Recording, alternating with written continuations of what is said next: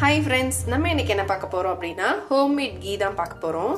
First initial ஸ்டேஜில் ஒரு 1/2 tumbler போல் curd வந்து எடுத்துக்கணும். அது கூட பாலாடை வந்து சேர்த்துக்கிட்டே வரணும். இது எப்படி பண்ணியிருக்கோம் அப்படின்னா வித்தவுட் ஃப்ரிட்ஜ் தான், ஃப்ரிட்ஜில் வந்து ஸ்டோர் பண்ணாமல் தான் வெளியே வச்சு தான் பண்ணுறோம். ஸோ ஆஃப்டர் 1 வீக்கு அப்புறம் நான் இதை என்ன பண்ண போகிறேன் அப்படின்னா இப்போ வந்து மிக்சி ஜாருக்கு மாற்றிட்டு அரைக்கலாம். இப்போ இந்த பாலாடையை வந்து இந்த மிக்சி ஜாருக்குள்ளே ஆட் பண்ணுறேன். ஸோ இந்த மாதிரி அரைச்சி எடுத்துக்கிட்டு இருக்கணும். இப்போ வந்து நுரைச்சி வர்ற மாதிரி இருக்குது. ஸோ இன்னும் கொஞ்சம் வந்து அரைக்க தனியாக வெண்ணெய் வந்து பிரிஞ்சு வரும். இதை இன்னொரு பாத்திரத்துக்கு வந்து ட்ரான்ஸ்ஃபர் பண்ணுறேன். ஆக்சுவலி இதை வந்து நம்ம என்ன பண்ணோம் அப்படின்னா சில் வாட்டர் எதுவுமே இல்லாமல் தான் நம்ம வந்து இது பண்ண போகிறோம். டேப் வாட்டரை வந்து ஓரளவுக்கு சில்லுன்னு தான் இருக்கும். ஸோ அந்த டேப் வாட்டருக்குள்ள வந்து டிப் பண்ணி வைக்க போகிறேன். ஸோ இந்த மாதிரி ஒரு பவுலில் டேப் வாட்டர் எடுத்து அதுக்குள்ளே வந்து நான் வைக்க போகிறேன். ஸோ இப்படியே ஒரு 5 மினிட்ஸ் விட்டுறலாம். 5 மினிட்ஸ்க்கு அப்புறம் இந்த வெண்ணெய் வந்து இப்படி திரண்டு மேலே நிற்கும். ஸோ அதை நம்ம வந்து தனியாக செப்பரேட் பண்ணி எடுத்துடலாம். இது ஃபுல் அண்ட் ஃபுல் எப்படின்னா பேக்கெட் மில்கில் வர்ற ஆடையை தான் நான் கலெக்ட் பண்ணியிருக்கேன். வித்தவுட் ஃப்ரிட்ஜ் தான் நான் இதை பண்ணியிருக்கேன். ஸோ இப்போ பார்த்தீங்கன்னா தெரியும், நான் ஸ்பூன் வச்சு தள்ளுறேன் பாருங்கள். ஸோ அந்தளவுக்கு வந்து வெண்ணெய் வந்து திரண்டு வந்திருக்கு. ஸோ இன்னும் கொஞ்ச நேரம் சில் வாட்டரில் இருக்கட்டும், இன்னும் நல்லாவே பிரிஞ்சு வரும். எதுக்காக ஐஸ் க்யூப்ஸ் இந்த இடத்துல யூஸ் பண்ணல அப்படின்னா ஒரு சில சமயம் வந்து நம்மக்கிட்ட ஐஸ் க்யூப்ஸ் இருக்காது. ஸோ ஃப்ரிட்ஜ் இல்லங்கும் போது ஐஸ் க்யூப்ஸ் வந்து கொஞ்சம் கிடைக்கிறது கஷ்டம் தான், வெளியே போய் வாங்குற மாதிரி இருக்கும். ஸோ அந்த டைமில் வந்து நம்ம இப்படி யூஸ் பண்ணிக்கலாம். டேப் வாட்டர் வந்து ஓரளவுக்கு சில்லுன்னு இருக்கும். என்ன கொஞ்சம் ப்ராசஸ் வந்து லேட் ஆகும், அவ்வளோதான்.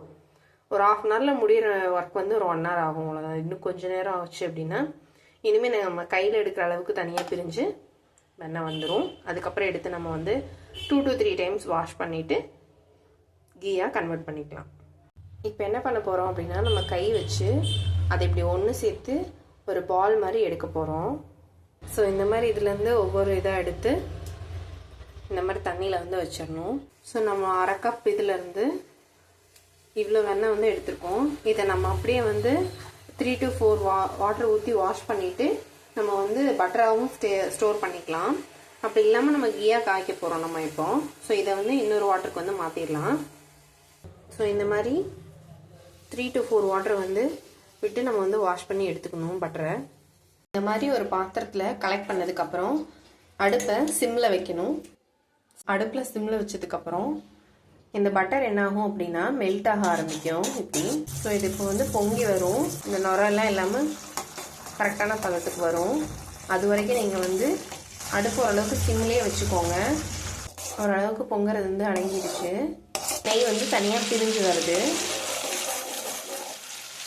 இந்த ஒயிட்டாக இருக்குது பார்த்தீங்கன்னா அதெல்லாம் வந்து கோல்டன் கலரில் மாறணும். நெய் வந்து ரெடி ஆயிடுச்சு. நம்ம வந்து நெய்யை ஆஃப் பண்ணிடலாம். இது நல்லா கூல்டவுன் ஆகட்டும். இப்போ இந்த கீயை ஒரு பாக்ஸ்க்கு மாற்றிடலாம். ஸோ இப்போ பார்த்துக்கிட்டிங்க அப்படின்னா நம்ம வந்து ஹோம்மேட் கீ வந்து ரெடி ஆகிடுச்சு. ஸோ இதோட வாசமே சூப்பராக இருக்கும். கடையில் வாங்குகிற நெய்யோட கம்பேர் பண்ணும்போது ரொம்ப ரொம்ப பியூராக இருக்குது. நம்ம இன்றைக்கி ஃபுல் அண்ட் ஃபுல்லாக பேக்கெட் பால்லேருந்து எடுக்கிற ஆடையில் ஃப்ரிட்ஜு யூஸ் பண்ணாமல் கோல்டு வாட்டரை யூஸ் பண்ணாமல் எப்படி பட்டர் தனியாக எடுத்து அதை வந்து நெய்யாக்குறோம் அப்படிங்கிறதான் பார்த்துருக்கோம். ஸோ இதே மாதிரி இன்னொரு சமையலில் பார்க்கலாம். பாய்.